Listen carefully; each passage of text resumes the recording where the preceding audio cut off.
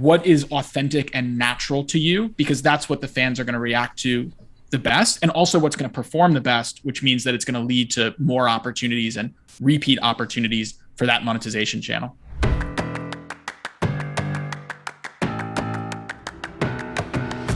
We've heard that Fourthwall says that 1% of viewers will drive 80% of your income. Can you explain your position on this? I'm really excited to see what happens when fans get a sense of ownership with supporting artists they love early, because I mean, they're like, if you can wield memes well and create culture well and build a brand across platforms, for all the things that you're hearing Ian and Walker and TZ talk about, like, you're now adding in another level of accountability that's going to drive some really interesting behavior. Because if you think people cared, like when the relationship was just sort of read and write, they will care so much more when it's read, write, and own. And that is the nature of where we're going with all this. You know, I think this is maybe not quite as heavy as it is for creators, but most industries, the top few percent drive the majority of the revenue. So it's not unusual. But with creators, you have a lot of casual viewers who stop by and maybe one day they become the super fans. But there is this dedicated group in almost every community. And these are the early adopters that Alexis and TZ were talking about, where they're the first to comment. They're sharing it all the time. They're engaging with whatever the creator is saying.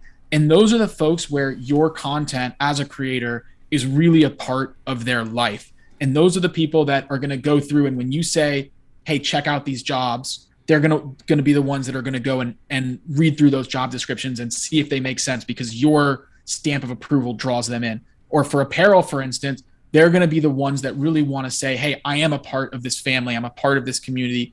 They're going to buy the products or become members. So it's this very small group of fans, of super fans, that are really driving a lot of the community energy and activity. You're tapping into community versus just impressions. And so it's like, would you rather buy a banner ad, or would you rather buy something that people actually care and viscerally care about? And so what I look for is, one, it sounds kind of hokey, but inside jokes. Any good community, any good, YouTube community, you go through the comments and there's all these inside jokes that if you're not part of it, you have no clue what they're talking about. Two, like, the creator is really going out of their way to make their community part of their content. And I think Web3 takes us to the next level. But in previous versions, there's this YouTuber, Eric, and he'd be like, comment below and tell me what I should do next in my next video. And he'd actually do that next. So there's actually that interplay, that two-way conversation that would never happen when you're like me growing up and watching Friends. I couldn't tell Joey what would happen in the next scene.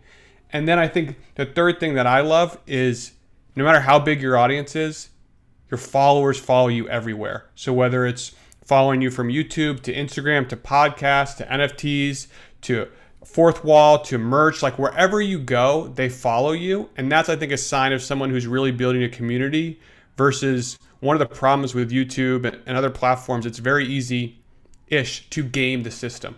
And so if you're really good at SEO, you can get a ton of views and a ton of empty calorie views.